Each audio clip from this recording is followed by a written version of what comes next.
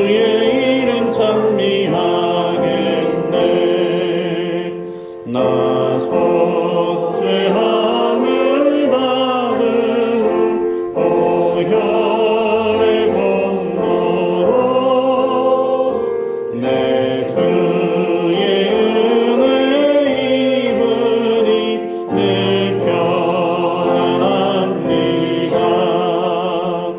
나 속죄받은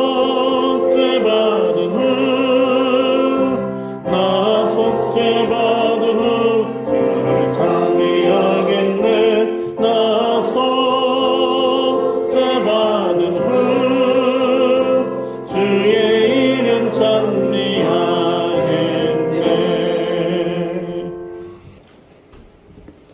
말씀 볼까요? 우리들은 에베소서 1장, 2장, 3장을 지나왔어요. 그리고 이제 4장을 보게 되는데요. 사도 바울이 에베소서를 서신으로 감옥에서 기록할 때 3장까지는 비유하면 이론에 해당됩니다. 이론. 그리고 4장부터는 실제가 4장 이후의 내용이에요. 이론이라 하면 하나님이 이스라엘 백성들 그리고 하나님의 사람들에게 하나님의 사실, 그 사실이라 하면 인생을 사랑하시고 구속하신 하나님의 십자가의 구속의 사건, 그 사건 속에 내재되어져 있는 진리죠. 하나님 우리를 구속해내시고 사랑하시고 어떻게 구원해 내셨는지에 대한 분명한 하나님이 나를 향한 구원에 대한 사실, 그 사실을 다른 말로 표현하면 진리라고 얘기하죠. 그래서 우리가 하나님의 은혜로 구원을 입은 이 구원받은 사실에 대한 진리를 1장부터 3장까지 쭉 설명을 했어요. 그리고 오늘부터는 이제 그 구원에 관련된 사실, 그 진리를 깨닫고 소유한 하나님의 사람은, 그 사실과 진리를 거머쥔 성도는 4장 이후부터는 그 진리를 알기에, 그 하나님의 사실을 깨달아 알기에 마땅히 그 진리 안에서 살아내는 성도의 삶에 대한 소위 행동 강령에 준하는 내용이 4장 이후로 쭉 소개됩니다. 우리들은 하나님 앞에 구원을 입은 주의 자녀들이죠. 그래서 항상 시작기점이 중요합니다. 아버지가 자식을 사랑해요. 아들을 좋아해요. 그래서 너무 이뻐서 큰 마음을 품고 자동차 한 대를 선물로 빼줬단 말이죠. 근데 그 선물을 받은, 자동차를 받은 아들에게 있어서 그 자동차를 받기 이전에 뭐가 먼저 있어야 될까요? 운전면허증이 있어야 되잖아요. 운전면허증 없으면 자동차는 그냥 관상용이죠. 네. 어떻게 쓸 수가 없는 거예요. 무슨 얘기냐면 우리가 하나님의 사람으로서 주어진 믿음의 삶을 살아가기 위해서는 항상 순서가 중요한데, 그 순서는 하나님이 나를 어떻게 사랑하셨고 나를 어떻게 구원하시는지에 대한 사실, 그 사실하고 똑같은 표현이 진리라고 그랬습니다. 그 진리가 내 안에 단단하게 자리를 해야 돼요. 나를 어떻게 주님이 사랑하셨고 나를 어떻게 구속해 내시면서 주님이 포기하셨고 주님이 헐리시고 주님이 감내해 내셨던 하나님의 그런 절절한 사랑하심, 그 내용이 성경의 진리 속에 어떻게 기록되어져 있고 우리에게 부원받았는지에 대한 사실을 잘 알아야 돼요. 이 사실, 곧 진리가 내 안에 굳건히 자리가 잡혀야 그 다음에 뭐가 일어나느냐면 믿음이 주님이 우리에게 일어나게 선물로 주십니다. 그래서 하나님이 나를 사랑하신 구속해내신 진리에 대해서 내가 잘 몰라요. 예를 들면 뭐 복잡한 것 같고 어려운 것 같고 관심을 별로 두지 않으면 그 다음에는 뭐가 일어날까요? 하나님을 향한 나의 믿음이 단단해질 수가 없습니다. 주를 향한 내 믿음이 사시사철을 바람 불 때마다 온도가 높아질 때마다 그 모습이 마치 이랬다가 저랬다가 요동을 하죠. 단단하지 못한 믿음에 서 있는 사람의 특징입니다. 그래서 그 믿음이 단단하지 않는 사람은 당연히 믿음이 요구되어지는 믿음의 삶에 대한 내용도 일어나기가 어렵습니다. 그래서 소위 믿음 없는 성도에게 헌신 좀 하세요 될 법한 말일까요? 불가능하죠. 내 안에 믿음이 뭔지도 모르고 믿음에 대해서도 굳건히 서 있지도 못한 사람에게 어깨에 짐을 짊어지우고 여기 딱 앞으로 막 뛰게 하면 못 뛰죠. 예, 집어 던지고 도망가면 안 그럴까. 항상 순서가 중요해요. 그래서 나는 항상 주님의 진리가 뭔지에 대해서 마치 공부하듯이 정말 진리 앞에 나를 세우셔야 되고 그 진리를 아는 만큼 하나님의 앞에 서 있는 나의 믿음이 굳건해질 수가 있죠. 자, 오늘은 이런 어떤 과정을 1장부터 3장까지 쭉 했고 이제 그 믿음의 진리를 소유한 하나님의 사람으로서 어떻게 그 하나님의 진리 앞에 서가야 될까 실질적인 내용인데요. 1절에 이렇게 얘기합니다. 너희가 부르심을 받은 일에 합당하게 행하여 그렇게 말씀을 하죠. 너희가 라고 하는 이 말은 교회 밖에 있는 사람이 아니죠. 교회 안에 있는 사람이에요. 에베소 교회 성도들에게 주신 말씀입니다. 너희가 부르심을 받은 일에 그랬습니다. 그러면 두 가지인데 부르심을 받은 일에 합당하게 행하여 그랬는데 합당하게 행하기 위해서 먼저 알아야 될 선결 조건이 뭐냐면 하나님이 성도를 불렀단 말이에요. 그럼 하나님이 성도를 불렀다라고 하는 그 부르심이 어떤 부르심인가에 대한 이해가 내 안에 먼저 이해되어져야 되겠죠. 자, 그걸 먼저 볼까요? 하나님께서는 하나님의 사람들을 어디서 불렀는가? 죄의 죽음의 자리에서 우리를 불렀습니다. 하나님은 우리를 죄와 사망의 자리에서 불러내셔서 죄사함의 은혜의 자리로 죄의 종이었던 자리에서 하나님의 자녀의 믿음의 권세를 주셨습니다. 죽음의 자리에서 하나님 우리를 생명의 자리로 주셨단 말이죠. 그래서 우리를 불러내었다라는 겁니다. 예를 들어서 군대에 입대하기 전에 20살 갓 넘은 남자 청년들이 요즘 많은 젊은이들이 생활하는 패턴이 그래요. 어떻게 살면 재밌게 살 수 있을까? 유행을 뒤떨어지지 않고 재미나게 살 수 있을까? 여기에 많이 신경을 쓰는 것 같아요. 그래서 PC방에 가서 게임도 열심히 하고 혹은 뭐 축구도 하고 혹은 여행도 가고 혹은 백패킹도 가고 그러면서 가장 즐거운 삶이 뭔지 탐닉하면서 20대의 젊은 청춘을 그렇게 보낼 수 있습니다. 그 나쁜 거 아니에요. 뭐 그럴 수 있습니다. 그런데 그렇게 자유롭게 살던 영혼이 국방부의 부름을 입고 군에 입대를 했단 말이에요. 군복을 입었어요. 총을 둘러맸단 말이죠. 누가 보더라도 그 사람은 군인입니다. 그러면 군인이 그 군대에서 군 복무를 할 때 가져야 될 정신, 그 정신은 그가 세상에서 살았던 그 정신 상태로는 군 생활을 못하죠. 하면 안 되죠. 군대는 군인으로서의 가져야 될 군기가 있고 정신이 있습니다.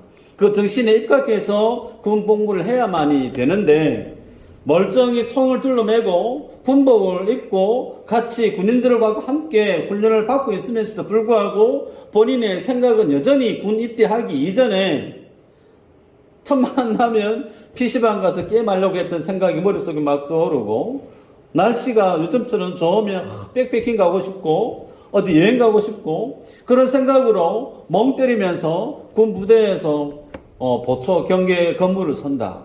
안 될 일이죠. 안 될 일이죠. 무슨 얘기냐? 하나님이 우리를 죄의 자리에서 죽음의 자리에서 사단의 종의 자리에서 하나님 우리를 불러냈다는 거예요. 어디로요? 하나님의 자녀의 자리로. 예수님의 의의 옷을 입히셔서 하나님의 영원한 영광에 참여하는 하나님의 사람으로 성경에서는 그 표현을 그리스도의 신부라고 표현합니다.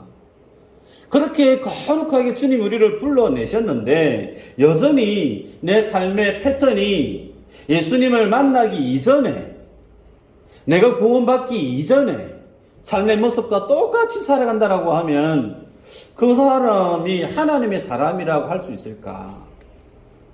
똑같이 예배 시간에 예배드리고 봉사하고 많은 일을 함께 수종드는 그 일을 하고 있음에도 불구하고 그 사람의 삶의 습관과 삶의 정신이 그리스도 밖에 있었던 모습과 전혀 다르지 않는 모습으로 살아간다. 과연 그분을 우리는 하나님의 사람이라고 말할 수 있을까? 그분이 복음을 안다라고 말할 수가 있을까? 쉽지 않을 거예요. 성경은 교회를 에클레시아라고 얘기하죠. 에크, 어디 밖으로, 레시아, 부르다라는 뜻이에요. 밖으로 불렀다는 거예요. 어디에서 어디로 불렀다는 걸까요? 세상에서 세상 밖으로 불러냈다는 거예요. 그들이 교회라는 겁니다. 고로 우리 모두는 하나님께로부터 부름을 입은 에클레시아, 소위 교회라고 주님 우리를 불러냈다는 거예요. 그런데 우리는 기억할 때 내가 여전히 세상 속에서 살아갑니다. 세상을 벗어날 수가 없어요. 그런데 주님은 우리가 발을 딛고 살아가는 이 세상에서 주님이 에클레시아래요. 너 세상 사람이 아니래요.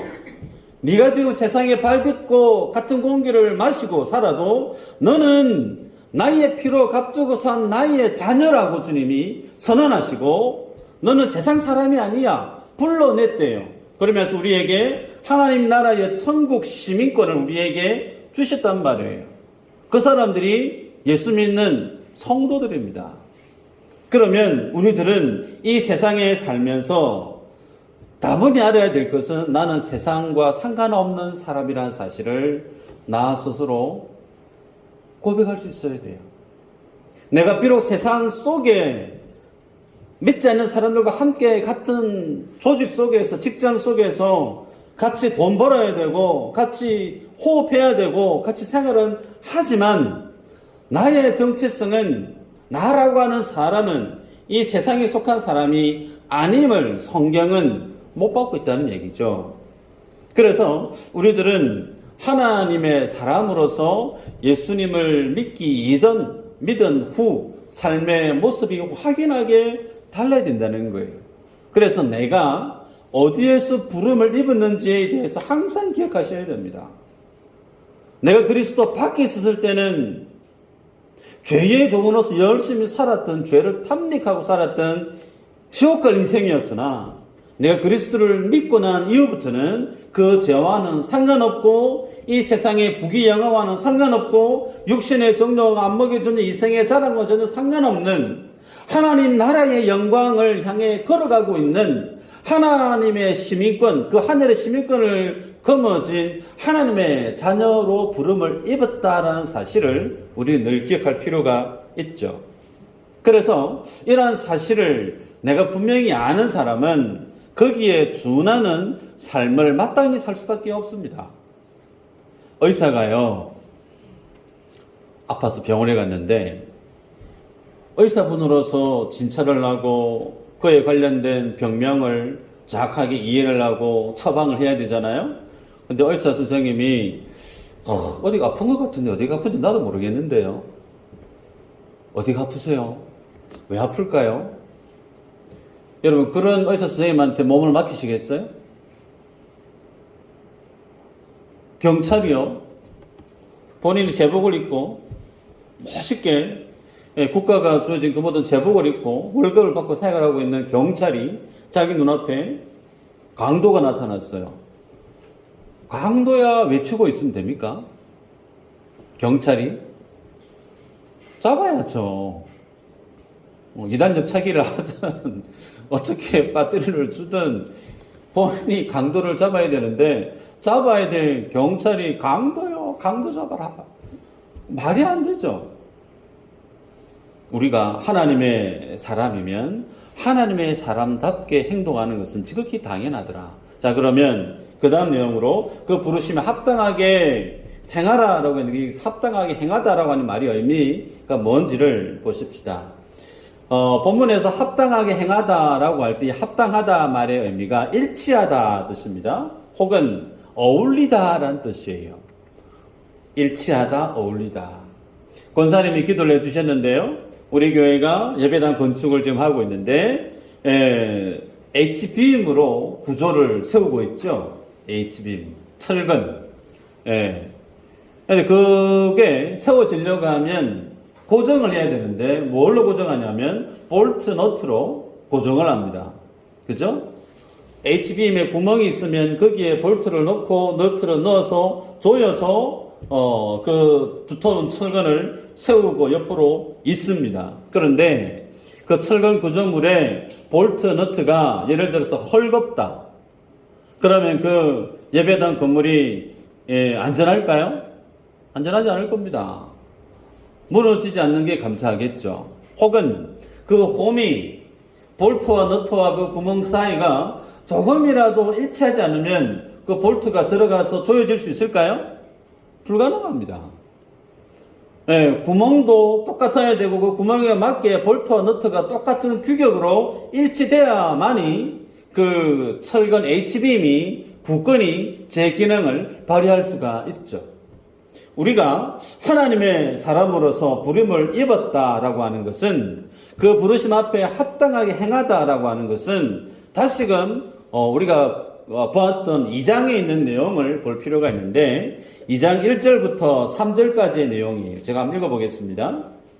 그는 허물과 죄로 죽었던 너희를 살리셨도다. 그때에 너희는 그 가운데서 행하여 이 세상 풍조를 따르고 공중의 권세 잡은 자를 따랐으니 곧 지금 불순종의 아들들 가운데서 역사는 영이라. 전에는 우리도 다 그 가운데서 우리 육체의 욕심을 따라 지내며 육체와 마음에 원하는 것을 하여 다른 이들과 같이 본질상 진노의 자녀이었더니 그랬습니다.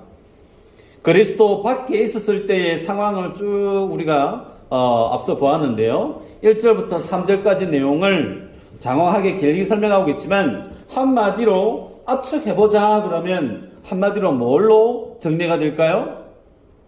죄라는 거죠.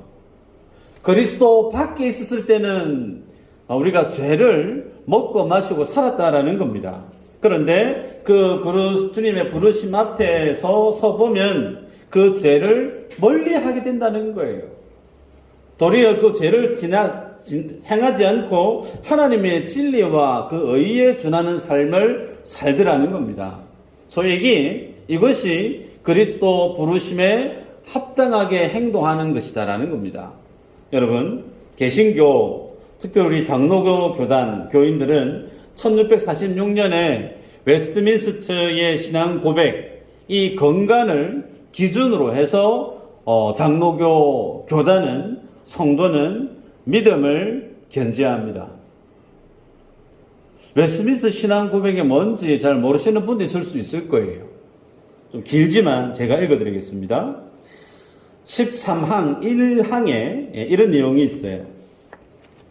일단 유효한 부르심을 입어 거듭났고 새로운 마음을 가지게 되었고 자기들 속에 새로운 영의 창조함을 입은 자들은 그리스도의 죽으심과 부활하심으로 말미암아 실질적이고 개인적으로 더 거룩하게 하심을 입되 그리스도의 말씀과 자기들 속에 내주하시는 성령으로 말미암아 더 거룩하게 하심을 입는다. 죄가 몸 전체를 지배하는 권세는 파괴가 되고 그 죄의 지배함에서 나왔던 여러 정욕들이 갈수록 더 약화되고 죽여지고 구원하시는 모든 은혜에 있어서는 더욱더 생기를 가지고 힘을 얻되 참된 거룩의 실제에 이르게 되는 것이다. 아무도 그 참된 거룩이 없이는 주를 뵙지 못할 것이다. 소위 이게 웨스트민스터 신앙고백 13장 1항에 있는 내용이에요. 무슨 내용이냐면 예수님을 믿었고 나는 그 주님의 은혜로 구원을 입었다라고 하는 구원의 확신이 있는 성도들이 자신의 삶에 실제적으로 죄를 짓고 살아가요. 예수를 믿고 교회를 출석함에도 불구하고 내 마음 안에 다른 사람을 싫어하는 죄의 본질적인 모습들이 여전히 있다는 거죠. 그런 내용들에 대해서 우리가 어떻게 그 삶을, 그 신앙을 분별하고 이해해야 되는가에 대한 실제적인 기준을 제시하고 있는 겁니다. 여러분, 예수님을 믿는다고 하면서 예수님 믿기 이전의 죄를 여전히 탐닉하고 그 죄 앞에 자신을 지켜내지 않는 성도들을 향해서 웨스트 신앙 고백은 강하게 책망합니다. 그 거룩하신 앞에 서지 않는 그는 하나님을 배울 수 없다라고 못 받고 있어요. 리차드 백스터라고 하는 신학자 목사님은 회심이라는 책을 여기에 더해서 우리 피부에 와닿게 기록을 했는데 제가 읽어드리겠습니다. 하나님은 여러분이 하나님과 여러분 자신의 죽음을 얼마나 잊어버리고 사는지, 또한 여러분이 영원한 것들을 얼마나 가볍게 취급하는지를 보고 계십니다. 하나님께서는 여러분이 입술로는 믿는다고 말하면서도 얼마나 용감하게 죄를 짓고 있는지, 얼마나 하나님의 심판에 대해서 두려움 없이 사는지, 얼마나 여러분의 영혼 문제에 대해서 소홀하게 대하는지, 그리고 얼마나 부정한 일들을 하면서 살아가고 있는지를 다 보고 계십니다. 그리고 하나님께서는 여러분이 얼마나 세상적인 관심사와 쾌락에 빠져 있으며 유치한 장난감 같은 세상 것들을 간절히 추구하며 영원한 생명을 위해서 준비해야 할 여러분의 짧고 귀중한 시간을 아무것도 아닌 것에 낭비하고 있는 동안 이 모든 것을 다 보고 계십니다. 이제 그 무서운 날이 임박했습니다. 그날에 여러분의 슬픔은 시작될 것이며 반드시 통탄하게 될 것입니다. 그때는 고통과 파멸 속에서 부러지져 보아야 아무 소용도 없을 것입니다. 여러분은 곧 지난날 어리석게 행동한 기억들 때문에 자신의 가슴을 쥐어 뜯게 될 것입니다. 여러분은 여러분이 지금 무시하고 있는 하나님과의 영원한 삶을 살고 있습니까? 그렇다면 얼마나 신속히 여러분의 죄를 버리려고 합니까? 얼마나 빨리 여러분의 생각과 생활을, 그리고 진로와 모임을 변화시키고 감정의 물줄기를 바꾸며 여러분의 관심을 다른 것으로 돌리려고 합니까? 내용이 좀 길지만요, 그 하나님의 은혜와 그 하나님의 의와 하나님의 진리 앞에 자신의 믿음을 깨어서 지켜내지 못하고 너무나 쉽게 죄에 자신의 삶의 문을 열어버리는, 소위 너무나 무기력하고 무능력한 믿음의 연약한 모습으로 살아가는 성도들의 잘못된 신앙의 모습을 냉철하게 비판하고 있습니다. 여러분, 우리들은요, 칼빈의 구원 예정론을 믿습니다. 우리 계속 그래 왔어요. 창세 전에 하나님이 나를 택했다라고 하는 성경에 있는 내용이니까 우리는 그 사실을 믿습니다. 구원 예정론을 믿어요. 그리고 창세 전에 주님이 나를 예정하셨고 지금도 섭리하고 계심을, 그리고 구원으로 인도하고 있음을 우리는 믿습니다. 그런데 여러분, 주님의 그 성육신하심과 주님의 십자가에서 죽으심과 부활하심과 주님 이 땅에 다시금 재림하실 성경의 가장 중요한 그 진리에 대해서 우리가 다 믿지만, 이것을 믿는 신학적인 사상을 개혁주의라고 얘기해요. 개혁주의. 우리가 그렇게 주님을 믿고 성경에 있는 내용을 곧이곧대로 믿는 보수적이고 개혁주의적인 신앙을 겸비하고 있는 장로교예요. 그런데 이 개혁주의의 신앙을 고백하는 성도들에게 있어서 간과하기 쉬운 것이 뭐냐면, 하나님이 나의 구원에 대해서 주님이 예정해 놓았다는 거예요. 그러면 나는 내 마음대로 살아도 되겠네, 이렇게 생각한다는 겁니다. 어차피 하나님의 은혜로 내가 구원을 얻는다고 하면 내 마음대로 살아도 되겠네. 주님이 나를 은혜로 내 열심과 내 노력과는 상관없이 하나님의 전능하신 그 은혜로 나를 구원해 내신다면 뭐 그렇게 열심히 교회에 열심을 내고 소위 헌금생활 열심히 하고 봉사생활 정말 허리가 아프고 몸이 아플 정도로 그렇게 열심히 신앙생활 할 필요가 뭐가 있겠나. 이미 내 구원은 예정이 되어져 있고 그 하나님의 계획에서 무너뜨릴 대상 세상에 아무도 없으니까 뭐 나는 적당히 편하게 신앙생활을 해도 내 구원은 아무 문제가 없으니까 괜찮지 않은가? 그럴까요? 구원 예정론을 믿는 성도들 안에는 이런 생각으로 신앙생활 하시는 분들도 있습니다. 아니죠. 틀렸습니다. 정반대입니다. 여러분, 예수님의 십자가의 피 흘리심에 대한 그 은혜를 아는 성도는 자신이 가지고 있는 힘껏 애를 써서 노력을 해서 그 하나님의 은혜에 합당한 삶을 살려고 해요. 이전에는 10의 1조의 삶을 살아도 좋겠다라고 하면 예수님의 십자가의 은혜를 경험한 성도는 10의 9조를 위해서 사는 삶으로 바뀌어진다는 거예요. 그래서 그 은혜에 합당한 삶을 살기 위해서 저는 죄에 대해서 무감각하게, 죄에 대해서 너무나 무기력하게 살지 않는다는 겁니다. 사도 바울은 이에 대해서 이렇게 얘기합니다. 로마서 8장 12절 13절 한번 볼까요? PPT 있습니까? 한번 읽어보십시다. 시작.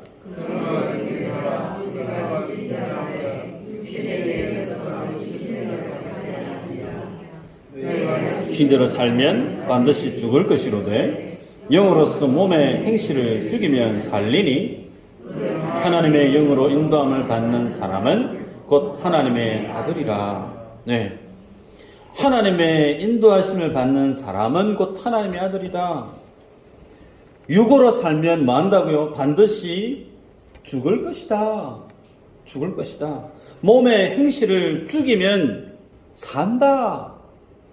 여러분, 몸의 행실을 죽인다는 것이 우리가 안 읽었지만 그 내용에, 그 다음 구절 나오는 내용이 뭐라고 소개하고 있느냐면 하나님의 은혜로 예수를 믿는 성도는 예수님으로 인해서 하나님의 양자들이 되었다라고 얘기합니다. 그 하나님의 양자가 된 모든 성도는 그 하나님의 영광에 이른다라고 얘기해요. 그 하나님의 구원의 영광에 이르는 성도는 고난도 같이 겸하여 받는다라고 말씀합니다. 그 고난이 뭘까요? 행실을 죽이는 거예요. 내가 세상에서 구속함을 입고 부름을 입었기 때문에 내 안에는 무엇이 날마다 죽어나갈까요? 죄가 죽어나갑니다. 내 안에는 세상의 내용이 계속 죽어나가는 거예요. 친구 만났는데 아있나야 나 이번에 뭐 샀다, 뭐 루이비통 사가지고 좋지, 명품 가방 사가지고 막 자랑을 해요. 이전에는 나도 명품 가방 없으면 막 속이 불편해요. 너 저기 그 유람선 타고 여행 가봤니? 하면서 막 자기가 누렸던 걸 막 자랑을 해요. 이전에는 그런 것들 같이 안 하면, 못 하면 자존심 상하고 마음이 찜찜하고 막 기분이 안 좋았는데 그리스도를 알고 주님을 만나고 나니까 내 안에 루이비통이 없어도 럭셔리한 유람선을 타지 않아도 하등의 마음의 불편함이 없는 거예요. 내 안에서 세상이 죽어나갑니다.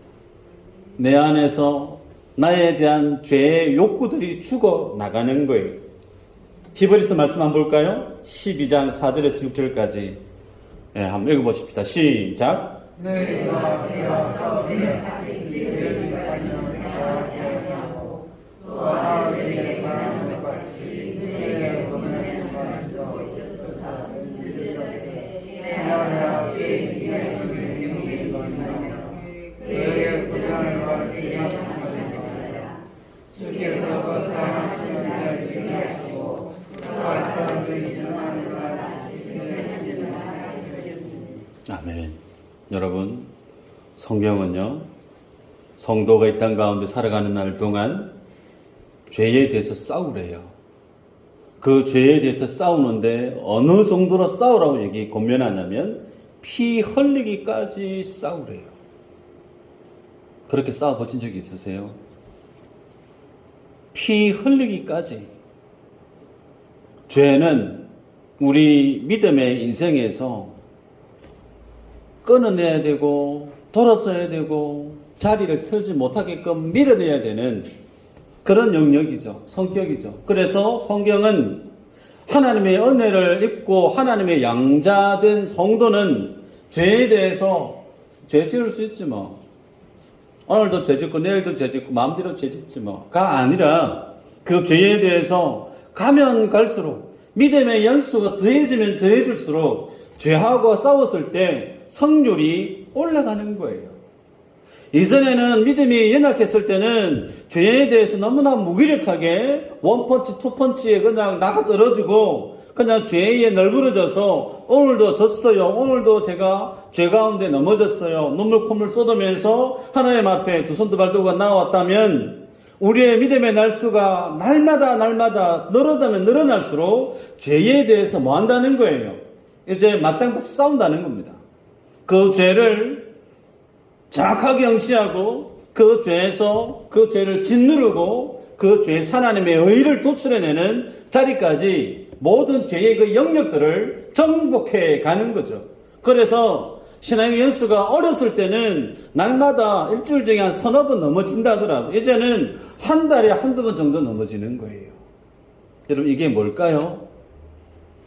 천국에 가면 주님 나라에 가서 주님과 얼굴을 마주보고 천국의 삶을 살아갈 때는 그 하나님의 나라에는 죄가 없다고 그랬습니다. 아멘이죠? 하나님이 가시는 곳은 빛 가운데 가시는 그곳에 죄가 없어요. 거기에서는 뭐만 있느냐면 죄에 대해서 승리하는 기쁨만 가득합니다. 그래서 우리가 이 땅 가운데 살아가는 날 동안 죄에 대해서 처음에는 자주 넘어졌지만 이제는 내 믿음의 연수가 어느 정도 내구력이 있고 경력이 쌓였기 때문에 죄에 잘 넘어지지 않는 그것이 뭘 보여주고 있느냐면 우리가 주님 나라에 가서 죄를 정복하고 승리한 하나님의 그 기쁨을 이 땅에서 미리 맛보고 연습하는 거예요. 그 삶을 경험해 보셔야 돼요. 죄에 대해서 날마다 그냥 무기력하게 넘어지는 것이 아니고 하나님 앞에 눈 감고 주무실 때 하나님 오늘은 내가 죄에서 내가 넘어지지 않고 내가 싸워서 이겼습니다. 지금 너무 행복합니다. 죄에 대해서 승리한 감격들이 여러분 속에 일어나야 돼요. 그게 뭐라고 하냐면 천국에서의 기쁨을 미리 맛보아 아는 겁니다.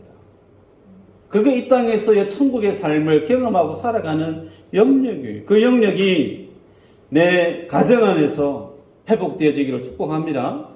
여러분의 직장에서 그 영역이 날이 가면 날이 갈수록 여러분을 마음에 같이 지적해서 마음을 좀 힘들게 하는 직장 동료들이 있을지 모르겠지만 그 많은 관계들 속에서 처음에는 여지없이 넘어지고 쓰러져도 이제는 주님 앞에 깨어서 간구하고 진리 위에 단단히 서가는 성도는 그 쓰러졌던 영역에서 일어나는 거예요.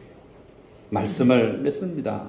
사도 바울은 고린도전서 9장 26, 27절에 이렇게 고백합니다. 그러므로 나는 다름질하기를 향방 없는 것 같이 아니하고 싸우기를 허공을 치는 것 같이 아니하며 내가 내 몸을 쳐 복종하게 하면 내가 남에게 전파한 후에 자신이 도리어 버림을 당할까 두려워함이로다 그랬습니다. 사도 바울이요, 내가 도리어 버림을 당할까 두려워한다 그랬습니다. 사도 바울이 구원의 확신이 부족한 사람일까요? 사도 바울이 믿음이 좀 정상적이지 못해서 부족한 사도여서 버림을 당할까 두려워했을까요? 그거 아니죠. 이미 예수님을 믿음으로 구원을 입었지만 아직 그 구원이 완성되어지지 못했어요. 그래서 지상의 교회는 공사 중인 교회다 그랬습니다. 완성된 교회가 아니에요. 그리스도의 몸으로 날마다 집으로 하나님의 전으로 지어져 가고 있는 현재 공사 중인 교회가 지상의 교회요 우리의 믿음의 실제입니다. 그래서 사도 바울은 아직까지 내가 완성된 구원이 아니기 때문에 믿음의 긴장, 이 텐션을 늘 유지하는 거예요. 주님이 내게 주셨던 그 은혜가 내 속에 그대로 그 구원의 온도가, 그 구원의 열기가 내 삶들 속에서 변질되어지지 않고 식어지지 않고 내가 주님께로 받았던 그 은혜가 고스란히 그대로 내 삶을 주도하게 만드는 그 하나님의 은혜가 내 속에 그대로 살아 숨쉬는 모습으로 끝까지 견지해 가기 위해서 그는 두려워한다라고 얘기합니다. 이 모습이 우리에게 필요합니다. 이 은혜가 우리에게 필요해요. 저는 여러분에게 좀 부끄럽지만 목사로 살아가는 게 참 힘듭니다. 참 힘들어요. 왜 힘드냐면 설교하기 힘들어서가 아니고요. 목사답지 못한 모습이 내 안에 있을 때 힘듭니다. 사랑해야 되는데 사랑하는 마음이 내 속에 안 일어나요. 충성해야 되는데 놀고 싶은 마음이 더 많아요. 내 자신을 부인하고 주님께 나를 드려야 되는데 안 드리고 싶을 때가 더 많아요. 그래서 내 안에 목사답지 못한 내 안에 죄성이 내 얼굴을 고기를 빽빽이 들고 살아있을 때 그 모습을 날마다 제 스스로는 나의 모습을 대면하고 살아야 되기 때문에 참 괴로워요. 아마 여러분도 동일하지 않겠나 싶습니다. 그럼에도 불구하고 뭐 해야 될까요? 십자가 앞에 가야죠. 그게 내 모습이고 그게 내 믿음의 실제고 그게 내 한계면 거기에서 변명할 필요도 없고 거기서 도망갈 필요도 없고 구원의 예정론 앞에서 하나님의 은혜 앞에서 숨어서 도망가지 않고 그럼에도 불구하고 그 은혜를 알기 때문에 더더욱 철저하게 죄에 대해서 피 흘리기까지 자기 자신을 찢는 십자가 앞에 자기 자신을 세워나가는 믿음의 열심들이 우리들 안에 일어나야 됩니다. 그거 포기하면 안 돼요. 그래서 새벽을 사는 거 아니에요? 그래서 큐티하는 거 아니에요? 그래서 때로는 이것도 저것도 안 된다 그러면 금식도 하는 겁니다. 그 하나님의 은혜가 내 속에 식어지지 않게 하기 위해서. 이 한 주간 주님 앞에 믿음으로 살아가실 때 죄에 대해서 승리하시기를 축복합니다. 사명에 대해서 게으르지 않고 주님 앞에 충성하는 힘쓰는 귀한 한 주 살아내시는 모든 주의 권속 되시기를 축복합니다. 기도합니다. 하나님 감사합니다. 우리를 주님의 자녀로 구별하시고 선택하시고 구원해 내셔서 지금도 우리로 하여금 그 구원에 합당한 삶을 살아가게끔 인도하고 계신 하나님 감사합니다. 주님의 은혜로 구원을 입었고 주님의 피 흘리심으로 내가 하나님의 나라를 소유한 하나님의 자녀가 되었습니다. 그렇기에 지금의 나의 믿음의 현실, 한 걸음 한 걸음 걸어가는 이 믿음의 여정, 내 힘으로, 내 열심으로, 내 노력으로 되지 않는 줄 압니다. 그러기에 더욱더 주님 앞에 매달릴 수밖에 없고 십자가 앞에 나의 가슴을 쏟아 놓을 수밖에 없습니다. 사도 바울이 두렵고 떨림으로 주님 앞에 버림을 당할까 두려워하며 그 믿음의 삶을 최선을 다해 살았던 것처럼 하나님 우리가 주님 앞에 믿음의 열심이 식어지지 않도록 그 구원의 은혜가 변질되어지지 않도록 주께서 내게 허락한 그 사명에 충성된 모습들이 세월에 하나님 세상에 변질되어지지 않도록 우리를 날마다 주님의 은혜 앞에 십자가 앞에 세워주셔서 그 주님의 십자가가 우리 삶들 속에 늘 자랑이 되고 영광이 되어줄 수 있도록 주님 인도하여 주시옵소서. 주님께 모든 것을 탁드렸고 우리를 구원하신 예수님 이름으로 기도하옵나이다.